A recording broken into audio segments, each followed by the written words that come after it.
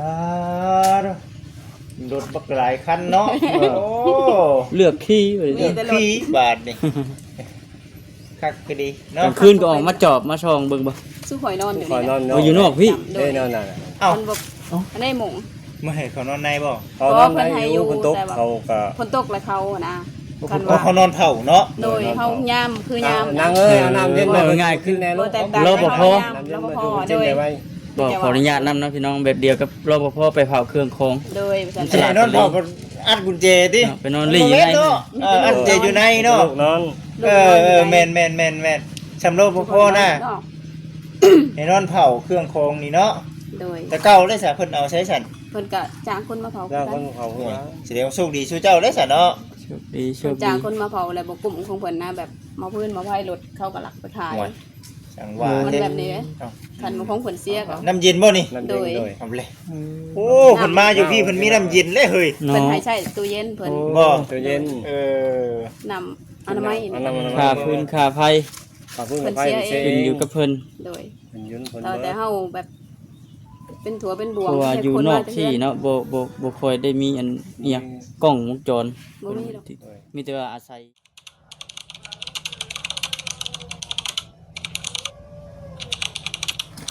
มา กันรถเพื่อนแจกเจ้า มาถึงเงินแจก โดย สบายดี สบายดีเด้อกวาด โดยสบายดีสบายดี มาจะใส่ก็ มาแต่เพื่อนแจก มาแต่เฮือนแจก ไปซอยเวียกกันแล้วโดย อู้ อยู่บ้านดมตูม โอ้มีบ้านบ่อยู่พุ่น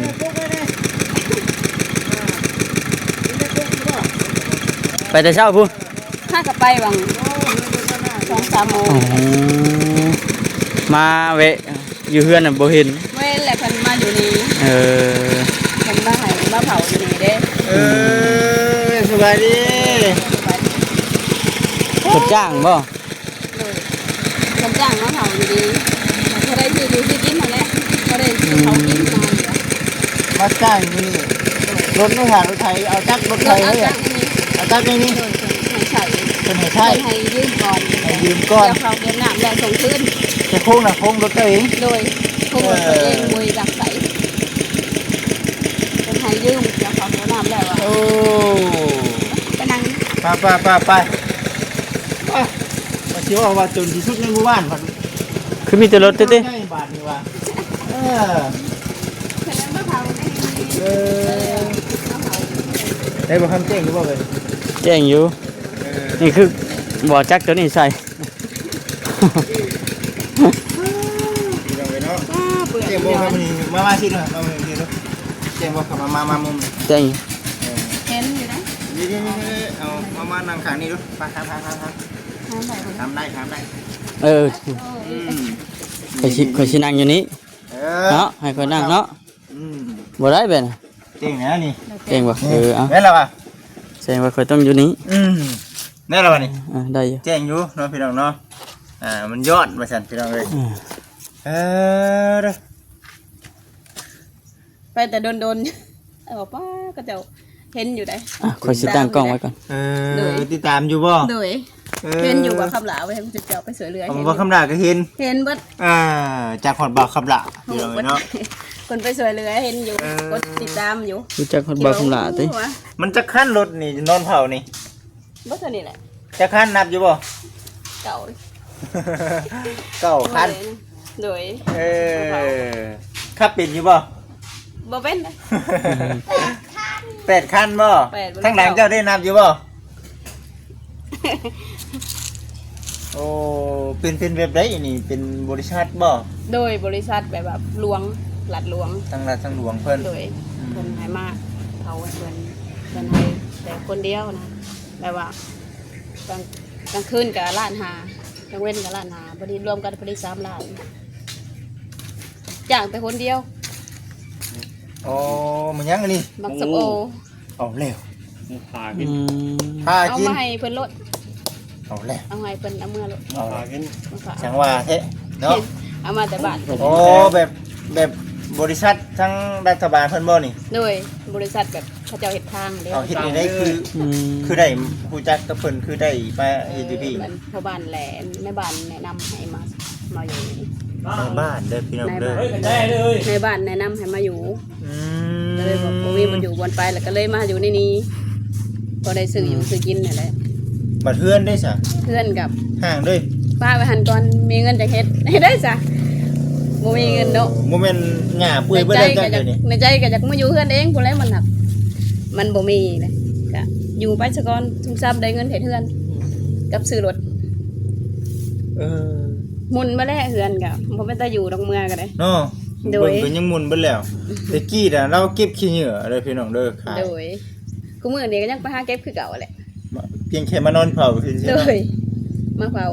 กับ อืม ได้ว่าคอยคันคอยมีเวียกคอยไปเฮ็ดนะแบบดำไหดำนาแล้วคอยไป ทางในบ้านเพิ่นก็ดีดิ โดย เนาะเพิ่น ในบ้านก็น้องเองนี่แหละ เพิ่นฮู้เด้เพิ่นฮู้ว่าเฮาบ่มี บ่มีเลยเพิ่น เฮาบ่มีเด้เพิ่น หางานให้ หางานให้ แนะนำเนาะ แนะนำให้อยู่นี้ อันนี้ก็ทั้งรัฐเพิ่น โดย เพิ่นก็ ช่วยเหลือ ส่งเสริมช่วยเหลือเพิ่นอันนี้เท่าไหร่ก็เงินเดือนน่ะ 3 ล้าน อืม 3ล้านต่อเดือน โดย เดี๋ยวได้คือว่าคืนยินข่าวว่ากลางวินกลางคืนหมายความว่าในใด นอนประจำอยู่นี่เลยก็บ่ได้มือเฮือนเองก็นอนอยู่นี่ประจำ อืมคือหลายมากแค่น่ะโอ้ เอาแข่งอันนี้เนี่ย มื้อเนี่ย พุงมักแข้งพร้อม โดย พี่น้องเอ้ยโอ้ยเนาะ ตั้มในกันหนึ่งแซ่บเด้ ต ตั้มเนี่ย ตำส้มแล้วเอาตัวนี้ใส่กับแข็งมังสมโอนี่ มันชมบ่ ชมนะแล้วเฮากินส้ ำเอา ม กินยังอันนี้กินเปลือกนี่ แถว ปาด เพราะ เอา ชุก ข้าง นี่ ในมัน หวานนี่มันเลยชุก กินทางในบ่เอ้าอ้ายมานั่งบ่เอามา แล้วมัน อืม เออ บ่ไปเอา ชมโอ้กิน เป็นจังได๋คือว่าบ่สบาย ตังค์อยู่ได้ให้เพิ่นนั่ง โน่นนี่ก็ได้เออ ได้ได้ กระแจอยู่ตรง นั่งที่นี่ได้คือกันคือว่าบ่สบาย อยู่ คือ รถ เป็นเจ้าน่ะแค่แน่บ่ ใช่แน่แล้ว เออ ต้องบ่ เมื่อ ได้ น่ะ เคย ล่ เห็ ม น ล่มอยู่บ้านน่ะล่มไปชวนมันจังเจ็บช่วงอยู่นี่ เป็นได้คือว่าลง เมื่อ ไปเฮ็ดหัวสวนมัน ไปเอาตังค์ให้แม่ไป อืม เอากระแช่ไปด้วย กระแจในรถ แต่สิใคร ให้โทงดำ มาให้เพิ่นนั่งนะต่าง ให้เพิ่นนั่ง อืมโอ้ยเนาะ ล่มเอาเมื่อคืนนี่ก็ดังไฟอย่างกันนะ เอ้า ในตาราง อย่าง นอนอยู่นอก เออ เจ็บอยู่เหรอคอยเฮ็ดไป ยังเจ็บแบบอันดูขางมันแบบมันโปออกมาเด้ โอ้เด้ มาเฮ็ดจักเดือนแล้วนี่เฮ็ดจักเดือนแล้วนี่ สองเดือน 2-3 เดือนนี่แหละ 3 เดือนเกี่ยวมา พอได้อยู่แล้วว่าเงินพอได้ชื่อ พอได้ซื้อเขาวกิน ได้ซื้อข้าวกิน เราจะใส่ใจายหนึ่งมันกับ บ่เพียง ฉัก พอ เท่าหนึ่งผลวิทย์เท่าหนึ่งมันบ่เพียงพอ เอานั่งเด้อสามบ่ครับ เพื่อนนั่งให้เพื่อนนั่งเล โอ้ ยให้เพื่อน เอา นั่ง ขอบใจขอบใจ เอาตังค์ใหม่ๆ นี่ได้มันนั่งกลางนี่ก็ได้ไป ขอบใจ นั่ง ไปเอากระแจในรถเขาได้ไหมบอก เออ ธงดำมา ชื่อ ใส่ เบาอยู่บ่นี่ว่าซั่นนี่คือสีจันจ้านจังได๋จังหนึงได้บ่ถามไปถามมาว่าชื่ออยู่ว่าซั่น อืม เห็นในโทรศัพท์ บ่ เฉพาะจังบ่ปุ๊บเนาะว่ะ เห็นป้าแม่เพื่อนคือไปช่วยเหลือกันบอกคำหลาคือมีบ่เนาะเอ้าคือเพิ่นมาวะว่าสิได้ อยากให้มาอยู่เนาะ มา เออ เฮาคือเพิ่นบ่มาจังนั้นเพิ่นแล้ว กายได้นี่พอนี่พูดว่าสิไปฮอดพุ่นแหละ แล้ว ว่าสิมาหาสู่เจ้าน่ะ จะลงหดหนองพุ่นเลยเนาะ พ่อโดไทยเขาเจ้าโดนี่เด้บ่ซั่นเขาเจ้ามานอนเผาหันบ่ว่าซั่นน่ะนะ อยู่นี่ อยู่ พอได้ซื้อเขากินน่ะ เจ้าของเพิ่นมาเยี่ยมอยู่บ่นี่ มาคือกันมากับ บ้านนี่ มาอยู่ในช่วง ช่วงมาช่วงบ่เลยคนใน มา บ้าน บ้านนี่มา เพิ่นขี่รถใหญ่ได้มาเนาะ รถใหญ่เด้เพิ่นมีเด้ จกมึงดู มันใช่แน่ว่าแน่ เจ้านายเพิ่นบ่ เจ้านายนี่ อยู่นี่กับ ก็ เขาเองเบิดเด้แต่เป็นสวยเป็นหลวงเป็น หลวงซ้ำ เขา กับ เองเบิด ของเองเบิด มีแต่น้ำกับไฟของเพิ่น อืม มี เอามาแต่เฮือนเองหมด บ่เขาน้ำซ้ำปลาเด้ฮะ เอามา ของเอง ป้า หมด ก็ซื้อกิน เอาไปไว้เพิ่นซื้อกิน ได้ชาน่ะ พวกหมูเพิ่นละเข้ามาลิ้นนั่นนี่ เอาไปขอร้องนะ คนน่ะหน่อยคนน่ะน้อยในบ้านแหละ อืม โอ้ ผมไปเลี้ยงงัว นั่นแหละพี่น้องเอ้ยเนาะมื้อนี้ก็ได้เอาคือว่ามีรถไทยบ่ซั่นเนาะเอาจักเขาเจ้าติ เขาเจ้า จับ ใส่ เจ้าได้ เพิ่นให้ใส่เฉพาะแต่เฮ็ดหน้า เฮ็ดหน้า ตอนแล้วให้หน้าก็ปดชงเพิ่นขึ้นเพิ่นล้างหมูเด้ แล้วเวียงนี่ เฮ็ด แล้ว ปูนก้อย แล้ว ปูน เขานี่ก็ อืม เอาให้เพิ่นแล้วนี่คันเนาะ แล้วไปเอาตังค์เด้อ ดีเด้อซั่นเนาะทางหัวหน้าเพิ่นก็ได้เนาะเพิ่นยังให้ยืมในนั้นในนี่พี่น้องเอ้ยเนาะ เนาะ อันนี้เฮาบ่ได้ว่าหยังพี่น้องเฮาโอ้เนาะเพิ่นเคย เอาตังค์มาให้เพิ่นเด้อเอ้ย เอ่อครับเป็นอยู่บ่นี่ เป็นนะ เป็นแต่เบิ่งอยู่ได้ติ ครับไปหาแก้เครื่องแก้ของเป็นหยังจะขันเนาะ เออ เออ เป็น โอ้เป็นจะได้มาเฮ็ดเวียกอยู่พี่โอเคอยู่บ่ เขาอยู่ไป เพิ่นเฮ็ดหยังแต่ละมื้อ นั่นคือแกปูนให้เพิ่น อยู่นี่ได้ ได้อยู่ ปูนหยังน่ะ ปูนแล้วนี่นะเฮ็ดเทือนในท่านนะ โอ้ ปูน ปู ไว้ นชีมัง อยู่หลุมเด้เขาเฮ็ดปากระบายเขาเจ้าเด้ โอ้ ปูนชีมัง ผมมีเวียกเฮ็ดอยู่เด้พี่น้องเอ้ยเนาะอ่า อาการใช้แต่รถคันนี้แหละเพิ่นให้ขับหรือส่งปูนปิ้นกันนะ ๆก็ขับอยู่บ่นี่ ขับอยู่ อายุค่ะครับเป็นเนาะ อืม ได้นั่งไหมล่ะได้มาใช่ไหมมานั่งกันน้ำโพเลยไหมมานั่งไหมไปนั่งงามๆรถไปนั่นมาจะให้เบามาเออน้องยังก็อีละน้องยัง พี่ตา น้องตา ผู้นี้บ่อันตอนอยู่เฮือนตอนน่ะ ด้วย เอ้า ผู้น่ะนอนพากันนอนมาแล้วผู้น้อยสองคนในรถ อีกสองคนเลยเนาะ ด้วย มีลูกที่ว่าอยู่น้ำกันนี่จะคนกันอยู่ใกล้นอน ห้าคนบ่ อยู่นี่นะนอน ห้า นี่ คนรวมทั้งพวกทั้งเมียรวมหมดทั้งลูก ทั้งลู ลู ก ก ทั้ง สาม ลูกสามเนาะนอนนี่เนาะ นั่น โด นี่ ย ลูกสาม อืม ลูกปัญหา นั่งรถเดินนั่งรถเออ นี่ก็ที่ต้มขนมคู่มือตลาดน้อยมากคู่มือท่านหมูบ่ไหวน้ำเขา ไปกันไปซอยเวียก เฮ็ดยังฉันเดินละมื้อ บ่ได้เฮ็ดหยังเถอะก็ไปหาหน่อไม้มาขาย โอ้ หาหน่อไม้ตามเคยหาขุดจะหรอหาเห็ดไปขาย เบิดเท่านั้นแหละเนาะ ซื้อให้ลูกอยู่ลูกกิน แล้วก็เมื่อกี้นี่เอาบวนผลมาขายแล้วก็ได้เมื่อพุ่นเมื่อซอยเวียกเขาเจ้าเมื่อแจกเขาเจ้า โอ้ มาเวียกเพิ่นแผ่แล้วก็เมื่อสอเวียกใช้งานเพิ่นตามเคยแหละ แสดงว่าคือเฮานี่มีหน้าที่มานอนเผาเนาะ โดยนอน แต่ในเรื่องการหาเงินหาคำ แล้วแต่เฮาเลย หาแนวเสริม เองผู้หนึงไปผู้หนึงอยู่นะ อื อื ม ม บ่ได้แก้ไขในครอบครัว อืม เป็นนี่เนาะ เพิ่นไปนำโดย เป็นครอบครัวเนาะหาที่ชุดแหละในหมู่บ้านนี่พี่น้องเนาะ โดย ที่ทั้งในบ้านเพิ่นหานะว่าแล้วก็หาเวียกหางานให้ โดย และเคยได้รับการช่วยเหลือจากทางผู้รักผู้ใหญ่เด้อพี่น้องเด้อก็เลยว่ามาเห็นเฮือนบ่เอาอะไรเฮือนห้างอันนี้ว่า จักเนื้ออยู่เงินเองแล้วมันหนักบ่มีเงินเฮ็ดเฮือนก็เลยอยู่ไปซะอดซะเอาไปซะก่อนว่ะ อืม เฮ็ดห้าคอยไป ได้ทั้งหนึ่งแล้วก็ให้ ทั้ง ได้นั่นหนึ่งแล้วเฮ็ดนั่นหนึงว่ะ อืม เขาว่าเพิ่นว่าได้เฮือนปัดจักได้รถอีกรถก็บ่มี รถสิรถสิใช่ เป็นไปได้ปัดจักได้รถผู้แรกก่อนรถไทยจากรถไทย ไอ้จักมันก็ถือว่าโอเคเนาะ ก็ปุ๊บ โดยได้จักรถเอาไปใช้ก็สบาย เฮ็ดหน้าบ่ โดยเอารถเพิ่นนั้นได้ไปไทย เอาจักได้แล้วโค้งคอย ได้หลายเติบบ่เฮ็ดหน้าปีนี้ บ้านเติม ได้เติบหน้าก็ซ้ำเก่ามาแหละ เขาปลูกท่อนึง อืม ซื้อพุ้ยไปใส่ ตาบ่ได้จักช็อป ได้เอาสอบนี่แหละคันใส่พุ้ยก็สิได้ประมาณ 10ครับ 10นี่แหละ แล้วหน้าเพิ่นให้ปลดรถจักรถไถ รัวมันรวมเนาะ เกี่ยวเขาแล้วพุ่นแหละ ยังแต่คงคือเก่า ให้แต่คงคือเก่า ประมาณหมื่นไปบ่ก็ว่า โดย จักมันเนาะ สิประมาณ นี่ 17,000 นี่แต่ว่าในบ้าน 16 ว่าในคนในบ้านเนี่ย16,000 16,000บ่ โดย อืม จากมือสอง โอ้พี่น้องเอ้ยมื้อนี้มาหาเพิ่นเด้อมื้อนี้เด้อเพิ่นติดตามทั้งบ่าวคำหลาอยู่ได้พี่น้องเอ้ยเนาะ แม่น ตามเห็นเพิ่นว่ะเพิ่นแฮงกว่าเฮาว่ะ อ่ เฮาก็ยังธรรมดาสู้ๆไปว่ะ คนละแบบเด้ โดยคนละแบบ ทุกอย่างลำบากคนละแบบ ฮู้ แล้วบัดทุกอย่างคนละแบบว่าทุกอย่างแบบลูกเมีย บ่มีคนสวย บ่มีครอบครัวคือเฮานี่เบิดครอบครัวเลยนี่ คนละแบบ โอ้เนาะ ครอบครัวนี่ผัวเมียยังอยู่ครบลูกเต้าอยู่ครบ โดย แต่ว่าหน้าถาในเรื่องอันน่ะบนอยู่บนเช่า โดย เนาะเขานำซ้ำป่า โดยขาดแบบนั้น เออ ซื้อแนวหนึงเปิดวิทย์แนวหนึง อืม มันก็เลยบ่กุ้มอยู่กุ้มกินนะ บ้านลงนั่นใหญ่เด้อบ่ บ่ได้มุกตูม ตูม ประมาณ500ราคาเฮือนนี่แหละ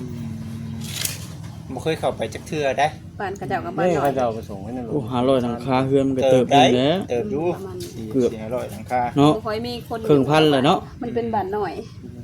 เป็นบานมันตรงนี้มันก็จะ บ้านดงไผก็บ่อยากเข้าไปดอก บริรอ อืม บรรทุงเนาะรถบักหลายคันเนาะโอ้ เลือกขี้ไป มี เลย แต่รถ ขี่บาทนี่คักก็ดี ก เนาะ ลางคืนก็ออกมาจอบมาช่องเบิ่งบ่ ส สู้ข่อยนอนอยู่ คอย นี่ นอน เอาอยู่นอกพี่ โด เด้ ย นอนน่ะ เอ้า มันบ่อันได้หมง เมื่อให้เขานอนในบ่ เขานอนได้อยู่คนตกเขาก็ ฝนตกแล้วเขาอะนะคัน เพราะ ว่า เขานอนเผาเนาะ โดยเขายามคือยาม นางเอ้ยเอาน้ำเย็น เอาง่ายขึ้น แน่ลูก รปภ รปภ โด โด ย ย บอกขออนุญาตนำนะพี่น้องแบบเดียวกับรปภไปเผาเครื่องโคง โดยประชัน สิให้นอนเผาก็อัดกุญแจติ ไปนอนลี่อยู่ใน เนาะอัดกุญแจอยู่ในเนาะ ลูกนอน แม่นชำโลบ่พอนะให้นอนเผาเครื่องโคงนี่เนาะ โดย แต่เก่าได้ซะเพิ่นเอาใช้สั่น เพิ่นก็จ้างคนมาเผา จ้างค กัน น เขาหัว แสดงว่าโชคดีชูเจ้าได้ซะเนาะ โชคดีโช เพิ่น คดี จ้างคนมาเผาแล้วบ่กลุ่มของเพิ่นนะแบบมาพื้นมาไผ่รถเข้ากับหลักไปขาย ห่วยจังว่า มัน เด้ แบบนี้เด้ เอ้า คันของเพิ่นเสียก็ น้ำเย็นบ่นี่ นั่นเองโดย เอาเลยโอ้เพิ่นมาอยู่พี่เพิ่นมีน้ำเย็นเลยเฮ้ย เพิ่น เนาะ ให้ใช้ตู้เย็นเพิ่น บ่ ตัวเย็น เออ นำอนามัยนี่ ค่าพื้นค่าไฟ ขอพึ่งไปเสีย ขึ้นอยู่กับเพิ่น โดย เป็นยืนคน แต่เฮาแบบเป็นถั่วเป็นบว เพ ง ราะว่าอยู่นอกที่ เนาะ เนาะบ่ค่อยได้มีอันเอียงกล้องวงจร บ่มีหรอก มีแต่ว่าอาศัยจ้างคนมาเผา โดยใส่ เนาะ จาง บ่ ค ยิ น นเนาะ มาเผายามกลางกลางคื เขา น กลางคืน กลางเว้นบ่ปานใดดอก เขา ส่วน เว้ ให น ญ่กลาง เขา คื ไป น ได้อยู่เว้น รถใหญ่ที่ก็มีในส่วน มีแต่ เจ้าเอา คือเว้าในหั่นแหละเพิ่นอันน่ะเชื่อจิตเชื่อใจ โดย รักษาเครื่องของเพิ่นให้ได้เด้อ โดย เนาะฉันเฮาสิไปเฮ็ดงานใช้นี่ก็บ่มีคนเอาเด้ บ่มี แม่นแหละ อืม นี่เอามา เดี๋ยวคือเพิ่นเว้าจะเลียมตีนเลียมมือ คือผู้เพิ่นมาและเพิ่นยังให้ออกเนาะ โดย โดย อืม ที่นั่น ก็แล้วแบบสิแหละ ไปอันนี้หลายคนแล้วอยู่นั่นนี่ฮะอ๋อ โอ้ไผหายดิ โดย ไฟหายใช้พูดใช้ไฟขาดเบิดนี่เห็นอันนี้ เอา นี่ ตัด ตัดต่อไปได้นี่ เป็นสายไฟเขาเจ้ามาเฮ็ดใหม่แล้วนี่ อืม สุข่อยมาอยู่นี่บ่มีหยังเสีย บ่มีเสียบ่มีเสียงอีกอย่างเล เพราะ ย ว่าสุข่อยเบิ่งอะไรหรอกลางคืนกับเพิ่นก็บ่ได้รับได้นอน นอนก็ ระแว เป็น ง กันนอน อ่า เป็นกันนอน เออ ระแวงยันเพิ่นเอา คอยนอนแล้วก็ลูกเมียเผาเป็นกันนอนนะเป็น ผัดกันนอน โดย เป็นกันนอน ก็ลำบากคือกันอยู่นี่ค่ะ อืม เสร็จแล้วสิเอายามนะ นอนแล้วสำรวจ เป็นบ่ได้ก็ยังมาอยู่เพิ่นเองพุ่นแหละมันหนัก ได้ บ่ น มี อน เลย สบายเนาะ โดยนอนแบบบ่ระแวงหยังนะ นี่แบบนอนเอาเองได้ ระแวงได้นอนอยู่นี่ งาน สุดยอด เออนี่ โด คื ย องานก็ยังโชค สู้ ดี ไปนี่แหละ มันสิมีงานเฮ็ด บ่ชู้ไปกับลูกกับเมียบ่ได้อยู่ได้กิน อืม เข้าได้ซะไปจะได้ เขา เข้า ก็ ได้ ซื้อกิน เขา ชื่อกินบ้าง โดยเดี๋ยวนี้ก็ยังซื้อกิน ซื้อกินอยู่ ชื่อเป็นชอบบ่หรือว่าชื่อ เป็น แบบ สอบ ซื้อเป็น โอ้ ส ซื้ อ อ เป็น เดี๋ยวนี้ได้เฮ็ดงานนี่เด้ สอบ แล้ว หนึ่ง ซ้ 700,000เช้า เขาซึ่งเจ้าเอามาให้แล้ว โอ้ ทำมาแล้วสมการมาแดง โอ้ 50โล เรื่องเลยเนาะอ่าพื้นไผนี่คือ เพิ่นเชียร์เพิ่นออกเองเบิด เป็น เพิ่น เนาะ เป็นคนเสียบัด โอ้โอ้โอ้ ต่อแต่หากินแบบเดียว หากินตาม อยู่ในเฮือนน่ะนะ แบบอยู่ในเฮือ ต่อน แต่ว่า เดี๋ยว เอามาเผา แพ้เวชมองกับลุงผู้ไทยนะ อืม ได้อยู่บ่ปู่ป่า ได้อยู่พวกกินอยู่ ดี พอได้ แหละ กับลูกผมยั่วก็ยากลูกน้อยแล้วลูกแหลนเขาผู้นี้เพิ่นบ่บ่ติดเด้ลูกน้อย อ่า คอยไปหาอยู่หากินขอยก็ไปป้าน้ำพอเพิ่นแล้วเพิ่นบ่ติดลูกติดพอ ลูกติดพ่อ โดยติดข่อยจักข่อยสิหาอยู่หากิน อาศัยพวกเขาหาบ่เว้นนะ อืม ไปเองสู่ชีวิตนะไปคู่มือมื้อนี้เลยบ่ได้ไปหาหน่อไม้หยุด บ่ได้ไปยาก เพิ่นหา แก่ ไปซ ปูน อย ก็แน่ไปแก่ปูนให้เพิ่นเฮ็ดแล้วก็ลูกตัวนี้ก็เพิ่นมีเวียกอยู่บ้านแน่แจกหั่นแล้วว่าจะไปเก็บนายางก็บ่ได้ไปเก็บซ้ำนี่ในเบิ่งโรงงานน้ำนี่ กันจ้าง จ้างบ่ 3,000 โดน 3,000 โลละ3,000ดีแล้วดีแล้วสันเนาะ อยู่รถผู้อยู่รถผู้ เป็นจ้างเก็บยาง ใน โดย ใน เก็บในมันเด้ ในแหละเพิ่นเอามากล้าหั่นบ่ เพิ่นไปขายต่อโดยเพิ่นส่งไปขายต่อ เบี้ย ไปกา อ๋อใน เบี้ยใน กล้าย าง เบี้ย จักอะไรยางจักอะไรในอีกเนาะมีเป็นราคาเบิด โดยเป็นราคา ทั้งในทั้งงอกแม่น้อง เบิดมือก็ได้อยู่100,000 เออ เอาเบิดมือละคำสอบ4ทางเด้สอบเหลืองๆเด้ได้100,000เด้ ก็ว่ามันใกล้ เบิดมือละคำ คือมันใกล้ก็มีสวนนี่ข่อยก็ไปใส่ปุ๋ยให้เพิ่นปุ๋ยของใหม่ของพ่อใหญ่ หา สี ไปสิเลย ที่นี่ได้หน้าไก่นี่ ชมเชยชมเชยดูมันเป็นยังไงเนาะ บ่ เมี เฮ็ ย ดก็ ซุ่มเมียช่วงเมียไปผูกคอกับมันใกล้อยู่ก็ไป ไปชง ตรงนั้น ไปชงเมีย บ่แล้วไปใส่ปุ๋ยหมอง ไป ใหม่ ใส่ปุ๋ย ไปเอง ไปแบบว่าไปได้ป้าได้มันไก่ได้ก็เว้น ไกล อีหน้านี่มันมาเบิ่งนี่ โดย คือผมกินนี่เนาะ โดย เบิ่งเนาะเบิ่งให้อยู่ เบิ่งสิ่งของในนี่นะคุณหมอไผ เปลี่ยนกันนะแบบว่า ผู้ไปผู้อยู่เนาะ โดย ผู้ไปผู้อยู่พี่ ให้ น้อง ผู้น้อยๆนี่แหละอยู่ท่า อืม กับข้าวแน่ๆหั่นฮ้อน กะเพรามันผู้น้อยๆนี่แหละ อันนี้แน่เนาะ ยันบ่ นิ่ง กุ้ม ยำบ่กุ้มยังน้อย เอาไป ปกติ เอามา แล้วเนาะหมู่ขู่เข้ามาลายมาลิ้นน่ะนะ แล้วเขาหันนั่นนี่ แล้วก็หันนี่หันขึ้นบ่ปกไผได้ก็คือจะไผในความมาอยู่นี่ก็บ่เคยชอบบ่เสียนะเขาเลยเสียใจ โอ้นั่นแหละ หาก็สิได้3 เดือนนี่แหละมา 3เดือนสิก็มา อืม หัวหน้าเรา จ้ะ พี่ก่อนเด้อด่าเด้อพี่ก่อนเด้อ ยามาสักคนเดียวเลย เออมีเพลงในย่านรถบ่จิตนะ เอานั่นแหละพี่น้องเอ้ยเป็นจังไดบ่ครับนั่นแหละเด้อมื้อนี้ก็ มาเยี่ยม มาเยี่ยมเด้มาเยี่ยม โดย บ่ได้มาหึงเลยเด้ บ่ได้เป็นหยัง บ่ได้มาหึงแล้วก็ อ๋อเลยคือมาฮอดมากัน มา แล้วก็ยา เห็นหน้าก็ดีใจนะก็แต่มาเยี่ยม มาเยี่ยมมายามพี่น้องเอ้ยมื้อนี้นะ บ่ได้มาฮอดมาถึงกันแล้วก็ อืม ก็ยังมีใจนะ ยังดีใจนะ น่าจะเป็นจังได๋ดิฉันครอบครัวเราเนาะ คือเก่าแหล้ว พาขึ้นไปนะถ้ามันใกล้นี่ก็ผู้สิเขาว่าเขาคอยว่าแล้วไปเมียไปไปดำไห้ดำนาเขาก็ไปใส่ปูใส่ยังไปถ้ามันใกล้ไล่เขาก็ พอได้ใช้ขอบใช้ครัวนั่นแล้ว ไปหน้ามันก็นิ่งหลังเนาะ โดย เครื่องของเพิ่นในกับ ไป เพิ่นนะ กันเขาอยู่เพื่อนหั่นไปทางพัวทางเมียไปได้ อืม เขาบ่มีผู้ในห่วงเด้บ่มีในห่วงอันนี้เด้ เนาะแม่นอยู่แม่น มั อน ยู่ มีแนวห่วงมีแนวเผา ๆ เล พี่ ย น้อง ไป เอ้ บ่ ย ได้ ถ้าว่าเมียไปหารับจ้างระบายนี่ไปได้ใช้มองพระนี่ก็ได้ก็เว้นทั้งลงบ่โลนี่ ใต้ ลงได้บ่เป็นหยังกลางเว้นกลางคืนเราค่อยไปบ่ได้ยอมเผาเครื่องชื่อนี่เบื่อเมียมาแต่ดำหายดำนามันค้ำมันสาย เป็นแจ้งจับติดคุก บ่เฮงเดียวเนาะ โดย ระวังเด้แฉเนาะเพิ่นสิว่าเฮานี่เอาเนาะ เพิ่นก็บ่ได้บอกผู้อื่นดอกก็ว่าเฮาผู้อยู่แล้ว ใส่ผู้อยู่นี่ ยังอู้ จะเผานี่ได้ ไป ดิ ซะก่อนวะ เผาไว้ได้เป็นสิ่งของ เผานี่ได้ว่าซั่น อดอยู่ไว้ เขา แล้ว คือว่า ในเรือน ใจนี่ก็ว่าคือในใจคอยนี่ก็บ่มีไผเอาเลยเขาว่าผู้ย่ามอยู่ได้ แนวมันขึ้นอยู่แล้ว ก็คือผู้เดียวเขาคือก็ได้ก็ใช่ว่าอยู่นำเพิ่นอยู่ไป อยู่ไป เพิ่นให้ก็ สงสารมีเฮือนมีซ่านอยู่ แล้วมาอยู่เฮือน ขอได้ยัง ตัว ขอ เอง เพิ่น ใครแน่หรอก แล้วแม่นหั่นแหละมีหยังก็ถามเพิ่นว่า น้ำมองน้ำมันก็เฮ็ดหน้าปีนี้ก็เพิ่นให้ใช้ก็ใช้ อืม เพิ่นให้ตกแกล้งหันกันชั้นให้เพิ่นได้บ่มี เอาก็อยู่ไปนี่แหละสงสารได้รถ ซ้ำได้โหลด ได้จักมาใส่ ที่ล้นก็จัง พอ ได้ ได้พอได้แบบว่าแกหันแกนี่เนาะ โดย เดี๋ยว เฮ็ดหน้าเลย เดี๋ยวให้ นะ เดี๋ยวหน้าได้แกไม่แกต่อเฮ็ดทุ่งเฮ็ดทาน ทหา ขาร ย คนนี้เพิ่นยังว่าพอได้เอาลูกเอาเต้าไปนำ ยามเจ็บยามไข้ก็แน่เพิ่นเอาให้เด้ พอได้เบิ่ง เอารถ กัน ตัวนี้หันบ่แม่นต้องให้ใช้แต่เดี๋ยวนี้เพิ่นบ่ให้ ใส่ ไป เฉ ใช้ พาะในแคมป์ รถใหญ่นี่บ่ โดย ยังดีเจ้าขับเป็น เป็น เนาะ เมื่อกี้เขาก็ไปงานอยู่นึง โอ้ เขายังบ่เอากับแม่เพิ่นนี่ ไปส่งเขาส่งน้ำมาก็เดี๋ยว น้ำตาสลุงมันมีเขาขับไปเพิ่นช้อนตะเทียนเนาะตะกี้เนาะเพิ่นช้อน ไปสมัยคือมือน่ะมีเฒ่าแก่บัดนี้แน่อยู่ก็เขาเห็นนะครับ เอาพี่น้องเอ้ยเนาะผู้ใดเด้อมีแต่ว่าจังได๋ก็ มาอยู่นี่ คือ แหละ ว่า คุณน้องเพิ่นถามว่าเป็นบ่บ่เป็นก็ขับไปก็มันมีบ่มีก็ยามันมีบริษัทเด้ มีแนวให้เฮ็ดก็เฮ็ดเนาะเฮาเนาะ ไป พี่น้องเอ้ยเนาะ ได้พอได้ให้ลูกให้เต้ากิน ไปจ้ะพี่น้องเนาะคือสิประมาณนี้แหละเดี๋ยวให้ทางบ่แสนเพิ่นมาทำไทยก่อนเนาะนี่แหละมาจ้ะบ่ครับคือสิแนวนี้เด้อพี่น้องเด้อเนาะโด ตลอดขับบ่เป็น บริษัทแล้วบานนี้ว่า พักแน่เลย คือเก่า ไปพี่น้องเนาะ